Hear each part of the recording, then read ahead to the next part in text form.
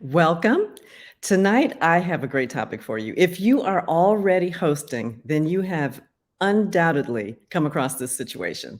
If you're not hosting yet, you should tune in because you need to hear how to handle this because it's going to happen to you like it's happened to all of us. And today, we're going to get some language, we're going to get some tips on how to handle a guest when they ask you to discount your price, and they will. And so I have an expert in this topic and a lot of other STR topics. This is Tracy Northcott. She's coming to us from Japan, and she has her own company, Tracy Northcott Consulting, and she's an STR and Airbnb host coach. So I'm going to bring her on. She's going to get us started and listen up because her tips are really important, and you will benefit directly from understanding and feeling comfortable with holding your position on your pricing. So let's bring Tracy on. Hello. Hi, good evening. How are you? Good. What time of day is it there? It's morning here, as you can see from the sun streaming into my cleaning closet. So I'm a working host. This is where all the back of house stuff happens. So this is the real life here. There you go. Is that your home? This is my house, and it's my office. But we have a lot of our staff. It's just in the ground floor, and we have a lot of staff who also have keys Okay. because also on the ground floor of my house, I have an apartment which has its own entrance. So we custom designed this house so that it would have a short-term rental attached. So Perfect. we have cleaners coming in and out when there's guests going in and out. So, and then we live upstairs. So people tend not to go upstairs. So that's fine. Okay. So when you bought the house, not that this is our topic, but when you bought the house, was it new? Did you create the space downstairs We or did designed you it with an buy it architect. with a space downstairs? Yeah, we designed it with an architect. So we bought the land, and it had an older place already on it. Okay. And in Japan, things tend to get pulled up and pulled down fairly quick because most houses are wooden paper rather than brick and mortar. So we were able to design our dream house with an income producing asset within the walls, which was ideal. That's fantastic. I love it. That's an ideal situation in my mind. So, on to tonight's topic, which is discounting, which do you agree, is it inevitable? It's inevitable, and it feels and like when you put your heart and your soul into creating a space that you want people to be happy in. I know that feeling when you get the first thing that people ask you is, can I have a discount?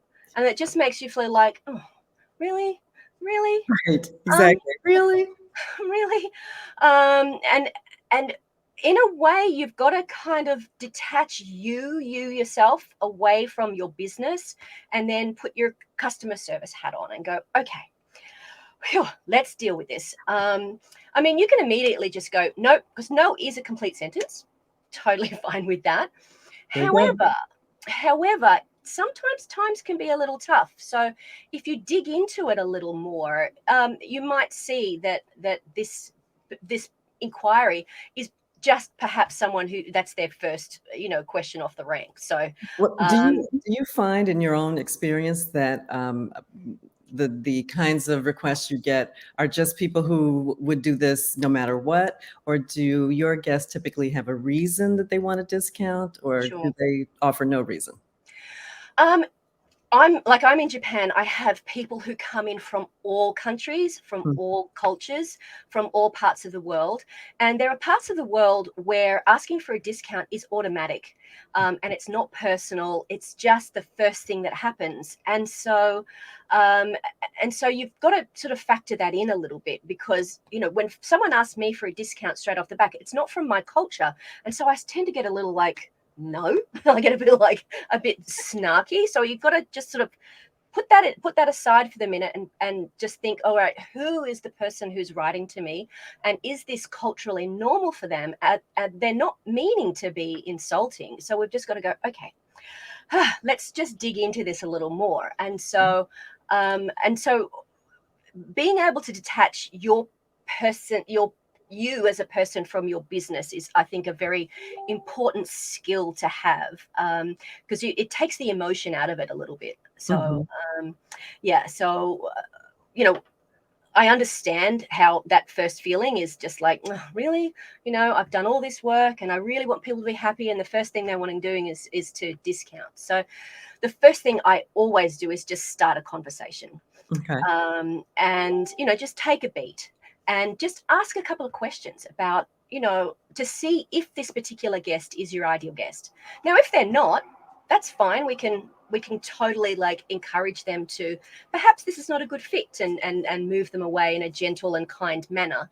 But again, just see if is if it's a cultural difference, and so we just need to be a little bit sensitive. So it's not necessarily an opportunistic request. It's sometimes it's cultural. So Okay. What kind of are people asking for a percentage off or a dollar amount, do you find? it varies. It varies. So there are some times that people go, is this your best price? And that's usually a Mhm. cultural aspect. Sometimes I'll get people to, because I have larger houses as well, so that have maybe 2 or 3 families, and so often I'll see, people will have a budget. It's like, oh, this is my budget, and I'll draw people out with conversations. And Mhm. if they are my ideal guest and it's not like, and if it's like close to what I'm looking for, then I've often been able to negotiate from a position of power, or from a position of making sure that I'm not just sort of discounting immediately, because I don't want people to feel that, oh, I'll just discount immediately because the price was too high at the start. It's like, Mm. well, drawing people out, and let's say their group is 5 adults and 6 kids. Let's start a conversation. How old are the kids? If you've got quite a few kids that are little, that are infants, for example, what I tend to do is like, you know what, you are my ideal guest because you're a family with children. So how about we do this? How about, instead of saying that you've got 5 kids, let's say that's 3 kids. So that'll give you, we'll just change that to 3 children, and that gives, that'll bring the price down. How does that feel? And work with them that way. Um, I often have a script prepared. I often have and I can give you this language, and I'm quite happy to share this with your academy. Um, Yes. I'll and I'll put it in the, comments, and, because I think the biggest fear, from hosts are the words. What is the language? What do you say? And, mhm. so I think that would be really helpful. Yeah. So often, if it's just people asking, "Oh, is this? Do you have a discount?" I'll write to people saying, "Look, really appreciate your interest, and we're so happy that you've considered us. But we're comfortable with our current pricing. This pricing takes into consideration the seasonal market forces as well as an exceptional standard of hospitality that we offer. And we hope that this pricing will also suit you, and we would be happy to host you. However, if it doesn't, we completely understand. So thank you." That's often what I'll write to people as well. And I've had some people come back and actually then just make a booking. So Well, it's that's like, so lovely, the yeah, hosting's gotta be good after that. That sounded great. yeah. So yeah, I've often done that, and had people come back and just say, there it is.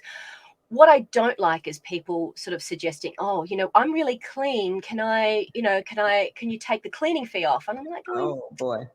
"Ugh." I've Um, had that one before. so I've actually said to people, "Sure, how about, the cleaning is actually for when you arrive. How about, I'll just leave it from the person before, Knew where this was going.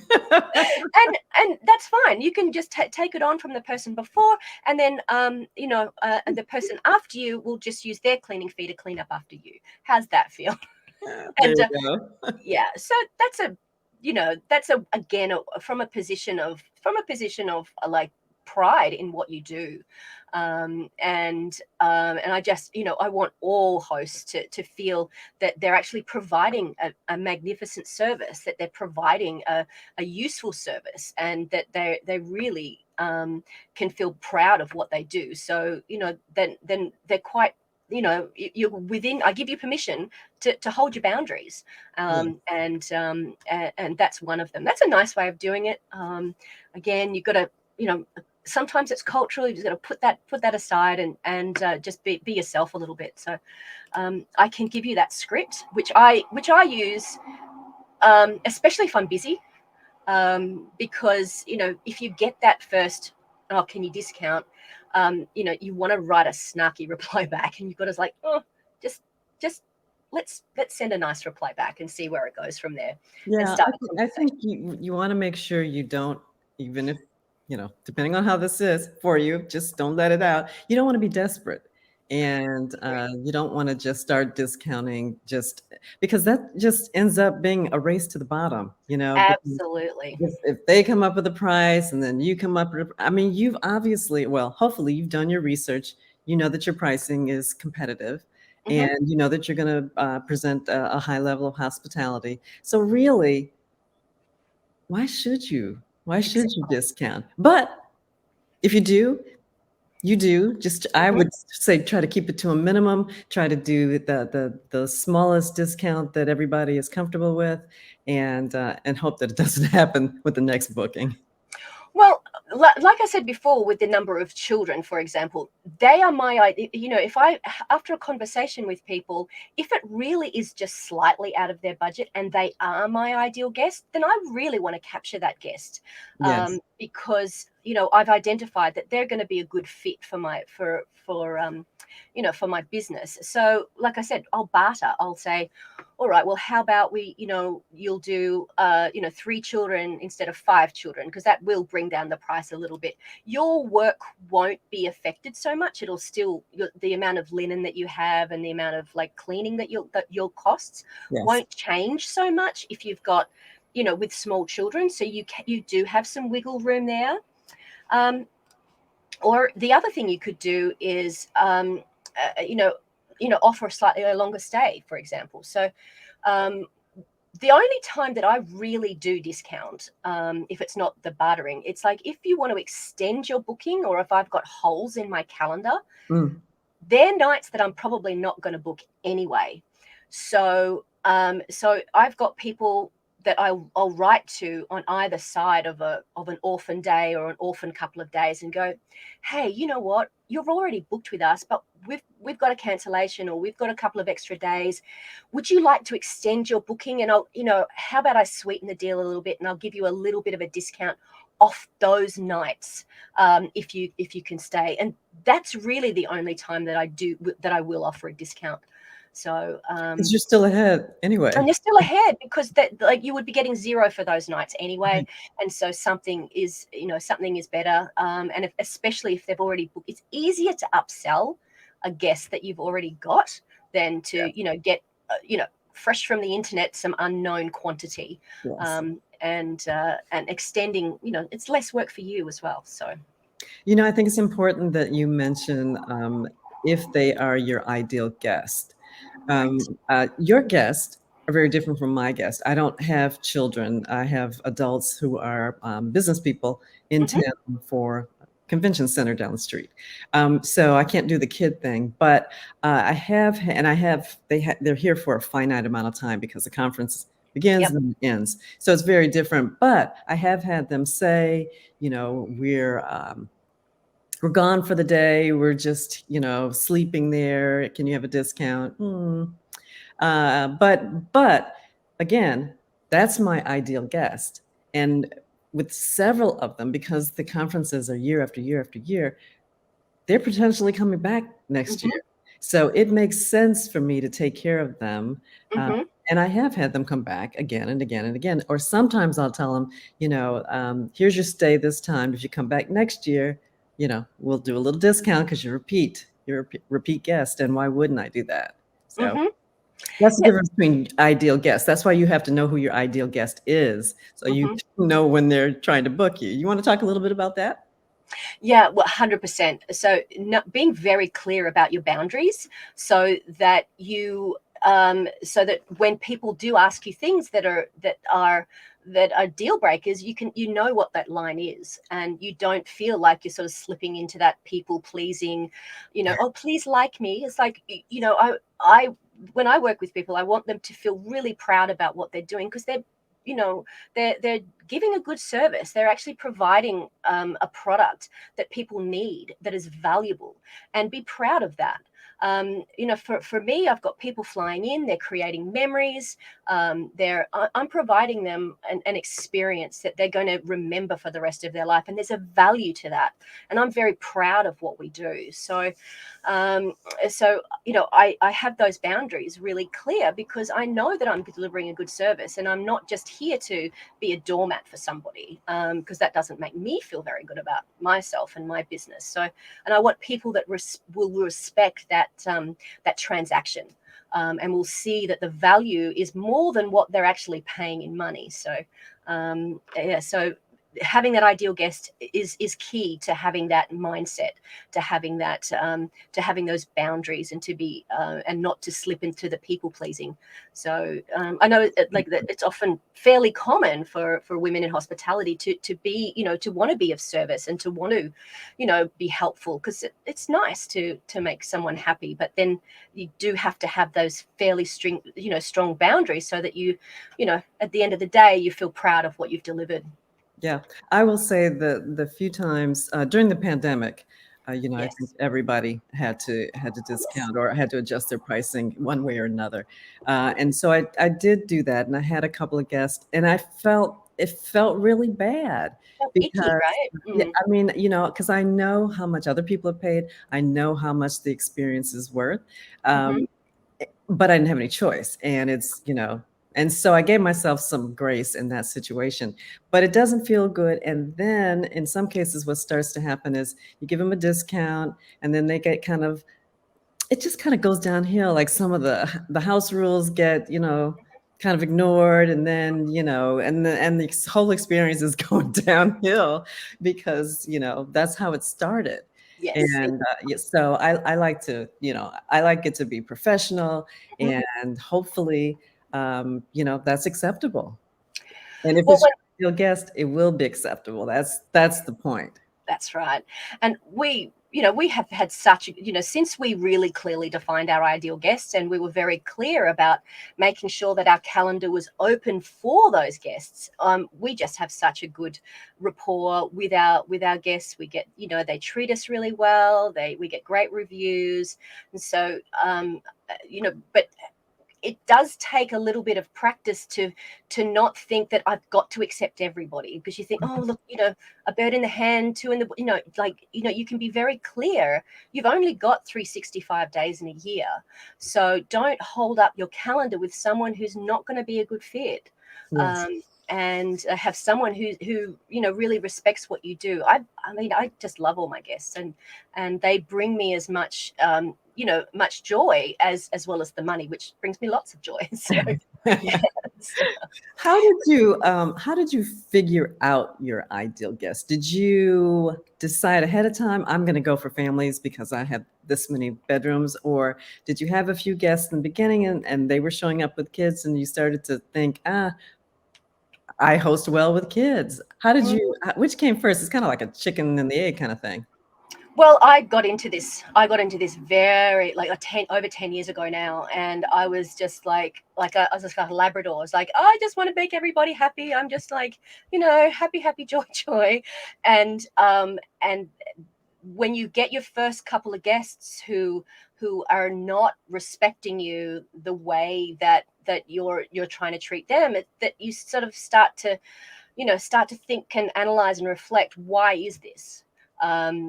Is this because they were just looking for a cheap accommodation, or what is the reason, and who are the guests that actually lift me up? And Mm, so, yeah, it was a little bit of reflection, and looking at the demographics of who were coming in that I could help the best. So, being in Japan is a lot of hotels are very, very small, and they're not suitable for families, or they're yeah. massive, 5-star, which are beyond the budget of most places. So I was able to sort of say, well, who is, and I also had a small child at the time. So It was almost like, well, if this was me, Mm. and not necessarily that your ideal guest has to be you. That's a, but for my journey was like, if this was me, what am I going to want? What am I going to need? And then if I need this and I'm happy with this, then there's going to be more of me out there. So rinse and repeat, rinse and repeat. So yeah, it was a little bit of trial and error. And now looking back, that's the process that I did. Mhm.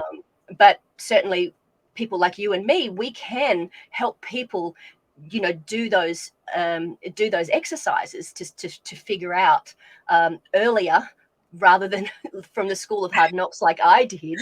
You can You know figure. what? That's how I came to it also. I thought my house was suitable for families. I'm a block away from the beach. I thought, I got a bunch of beach toys and blow up, chairs and all that. And I think I may have hosted one family in all of the time that I've been hosting. And it wasn't the family. No one, I should have thought, no one comes to Chicago to go to the beach. There are a lot better beaches that you could go Mhm, to if that's what you wanted. Um, and I didn't, it's because I'm not a person who goes to a lot of conferences. And so I didn't think that colleagues would travel together because mhm, I don't have colleagues that travel together. So I never thought about that. But once they started booking, you know, over and over again, I was like, well, I was wrong about that. I need to pivot. What do adults who are traveling for business need? Not families who are going to the mhm. beach. So it was a shift in my realization, but also a shift in the amenities that I have and the level of hospitality that I offer. It was different. Mm. And but it took me a second to figure that out. And had I gone through some of the exercises that now I do offer to people, and I'm sure you do too, Mhm. you might be, like you said, come to it quicker than, Yeah. before you buy a bunch of beach toys that nobody wants.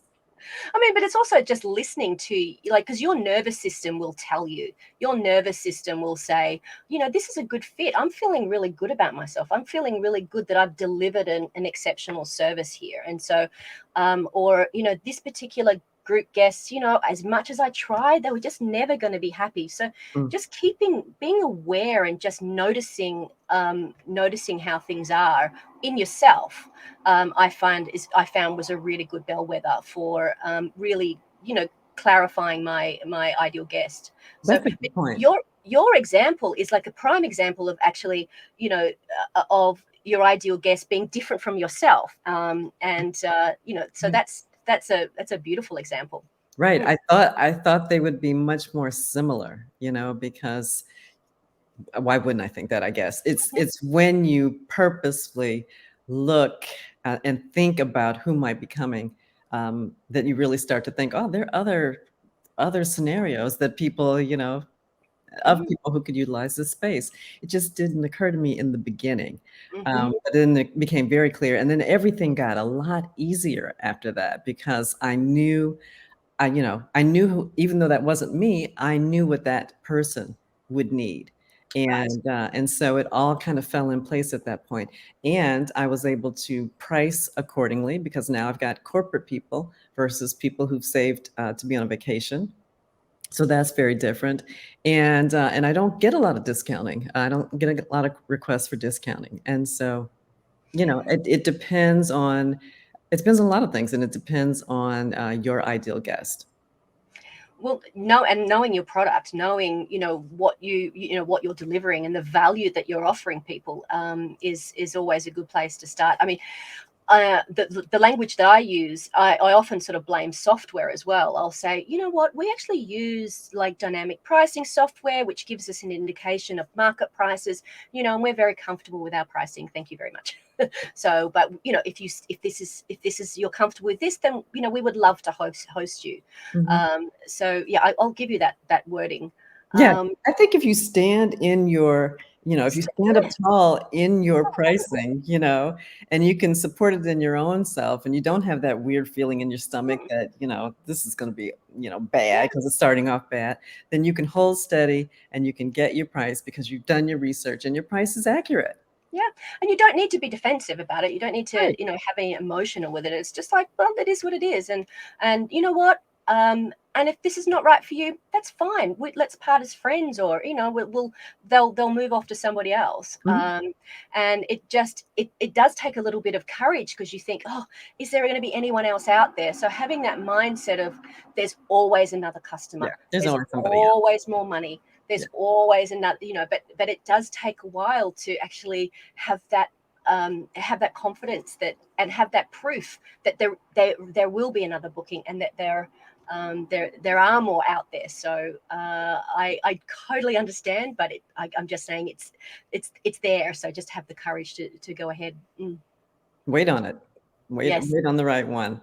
absolutely, I couldn't agree more. I think it has a lot to do with confidence, and that's something that you gain more the more hosting you do. So absolutely. I want to say thank you to Well, you I for have giving us. one more tip, though. I Please, have one please. more tip. Yes. There is one way, again, coming from that place of strength, in that you could perhaps offer a barter. So I get a lot of people asking me, as like, who want to be influencers, who want to come in and get Mm. discounts. I can get lots of people to your property, and they want a discount. Totally fine. Look at who they are. Look at their audience. Look at, are they actually, is their audience your ideal guest? And what is it that they've done before? And if you have a contract with them about what their deliverables are going to be, and then what they pay for. I've had influencers come and stay with me, and it's like, you know what? You need to pay for utilities, and you need to pay for the cleaning, Mm. because my cleaners don't work for free, and I pay them a living wage. So if you pay for the cleaning, and you pay for the utilities, and then you deliver so many stories, so many photographs that I own the copyright for, and making sure that their audience, the people that they're speaking to, are your ideal guest. Mm. Then that could be a good way of bartering, and of discounting. So making sure that you getting something out of it as well. So Yes. it's not just a matter of, oh, you want a discount, here you go. No, Yes. Yes. I you did want a that discount. with a photographer who Yes. came in, and he was shooting the city, but he asked for a discount, and I said, sure. And we came up with a deal where he also photographed not only his models inside the house, which I had access to those photos, but some vignettes of the house. So Hmm. um, again, a win-win. And so, yeah. Always look for the win-win. Right, right. Always for the win-win. Okay, I don't want to keep you anymore, although I could. Maybe you'll come back another time and give us some more tips on Absolutely. another topic. But for now, I want to say thank you very much for joining us, especially so far away. I would love for you to come back and tell us what is different about hosting in Japan. Because I'm sure, so many things are different, just so many things, just culturally and architecturally, and I would love to hear some more about that. So maybe another time. Well, what I've found is that I really focus on hospitality. I really focus on giving, showing guests a great guest experience, and looking after them. And I think that's a human thing. So that's global. Sure, there's some nuts and bolts, and some, like regulations and taxes and things that are different in different countries. But Mhm. I think the core, looking after people where they sleep, is an absolute privilege, and I'm so grateful that I have that opportunity. It's brought me financial freedom. We've built a house in Tokyo, so I'm very grateful for this opportunity to look after people, and it pays me very well. So it's There you go. again, win-win. There you Hmm. go. Hey, Tracy, I heard that you were a #1 best-selling author. I am, yes, yes. In the Little hospital. birdie told me. Yes. So, yes, so I'm in that book, and it's been a really interesting ride, actually. Mm. It's And been how fun. about you? Oh, it's been fun. It's been really nice meeting some of the hosts and hearing Hmm. their stories, because everybody has a Everyone has slightly a different story. take on things, and Hmm. they come from a different perspective, and it's really quite fascinating. So the book we're talking about, if you don't know, is Hospitable Hosts: Tracy and I are in the first edition of the That's book. right. There's a second edition now. I would recommend both of them if you don't have them already. And they're both on Amazon, and they are both international bestsellers. So Ah, it's good yes. stuff. It's good stuff. Mm, All right, mm. Tracy, I won't keep you anymore. Thank you so much. And thank you, everybody. We'll see you next time. Thank you. Thank you for having me. Absolutely.